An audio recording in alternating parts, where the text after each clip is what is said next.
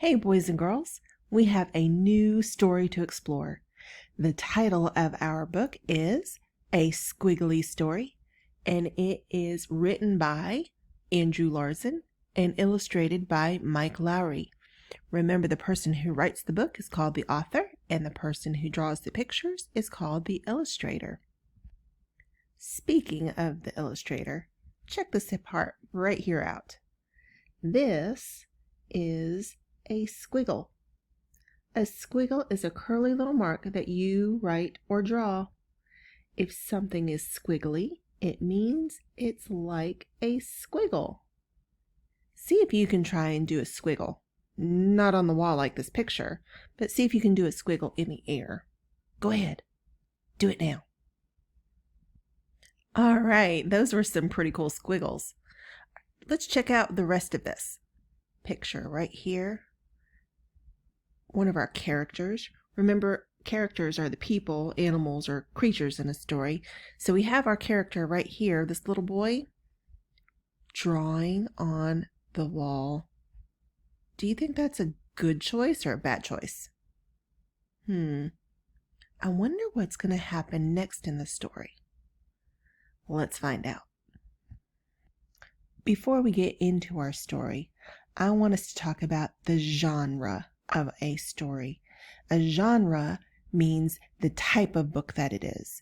This is a fiction book. That means it's a made-up story about different characters, places, and events. Fiction. Have you ever made up a story? Something that wasn't really true? That would be considered fiction. Okay, I think we're finally ready to read our story. Let's get started. My sister loves to read. Big words and little words. Page after page, word after word. My sister loves to write big words and little words. Page after page, word after word. Sometimes I pretend I can write too. Big letters and little letters. Swirl after swirl, squiggle after squiggle. Look at all those squiggles in there. What are you doing? I asked one day while we're sitting at the kitchen table. I am writing a story. I wish I could write a story. You can. It's easy. How? I know my letters, but I don't know many words. Write what you know. Every story starts with a single word, and every word starts with a single letter. Why don't you start there, with a letter? So I get my crayons and pencils and a pad of paper, and I start to write. I start with a single letter. It's an easy letter. I. That's me. That's a good beginning. Now what? What's going to happen? How should I know? It's your story. You're the boss. Why does the sister say, it's your story, you're the boss? Go ahead and pause and tell the grown-up that's with you why you think she said, it's your story, you're the boss. I think it's because she wants her brother to know he can write what he wants because it's his story. I what? I'm stuck. What happens in my story? I draw a circle. It's a soccer ball. Then I write another letter. I, soccer, you. It's you, I say to my sister. I'm playing soccer with you. Great. Where are we playing soccer? Maybe we're playing on the beach, I suggest. We've never played soccer on the beach. So I do a bunch of dots for the sand on the beach. Then I make a bunch of V's. Big V's and little V's, wave after wave in the ocean. Now what? What do you mean? You have a beginning. Now we're in the middle of the story. Something else has to happen so we can get to the end. I'm stuck again. I start doodling. I draw another V, but this time I doodle it upside down. Oh no! It's a shark! It's getting closer and closer. I flip the page to get away from the shark.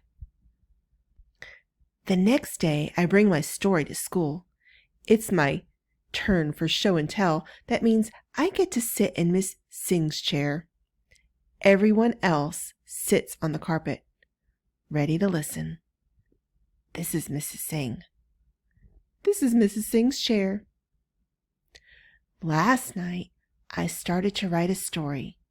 It's sort of a squiggly, but here goes. Once upon a time, there was a brother and a sister, and they loved to play soccer. One day, they had an idea. They decided to play soccer on the beach, so they went to the beach and played soccer. Then they noticed something coming toward them in the water. It was a shark, a real live shark. It was getting closer and closer, and it was getting bigger and bigger. And that's as far as I got. That's wonderful, says Mrs. Singh. What happens next? What about the shark? What about the brother and the sister? I don't know. I'm stuck. Class, does anyone have an idea? I do. Jake waves his hand in the air. Maybe one of them kicks the ball and it hits the shark in the head. Then maybe the shark bites the ball with his big pointy shark teeth. Aaliyah offers another idea. What if the shark's name is Squiggles? What if Squiggles is a vampire shark? What if she invites the brother and sister to ride on her back? And what if they become a vampire family and live forever? Vampires can't swim. Everyone knows that. Of course they can swim. Vampires can do anything. But it's my story, and I don't want vampires in my story. If I was writing a story, I'd have lots of vampires. Then you should write one. But I like yours. That night after dinner, I sit down beside my sister. Her face is buried in a book. I've been thinking about my story all day, and I still don't know how to end it. Remember, you're the author, she says, without looking up. You can do whatever you want. So I get my pencil and I start with a bunch of stars. Then I add a few exclamation marks. My sister told me exclamation marks make things exciting. She's right. It is exciting. I add a couple of slanty lines. What's going on? Asks my sister, looking up from her book. It's nighttime. The stars are out. The shark has gone away, and we decide to take a walk on the beach. That's when we discover this giant rocket ship. That sounds cool. What happens next? Now, do you think that this brother and sister really did see a giant rocket ship? Did they really play soccer on the beach? No, they didn't. Remember, they said that they never even played soccer at the beach before, and I bet they've never seen a rocket ship at the beach before. We hear a voice. It's counting down. See if you guys can help me. Starting with 10. 10, 9, 8, 7, 6, 5, 4, 3, 2, 1. Blast off! Not yet, I say, adding one more squiggle. Just before the rocket blasts off, we spy a Martian looking out through a window. The Martian invites us to climb aboard. That's a great ending. Now I have an idea for my next story.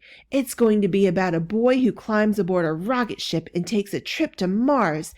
And I think I know just how to begin. And here's the beginning of his story. What do you think is going to happen next? If you were going to make up your own story, here's a blank page. What would your story start? And how would it be in the middle? And how would it end? You have a blank page and you can make your story be any way that you want it to be. Go ahead. Try one out. Make your own story.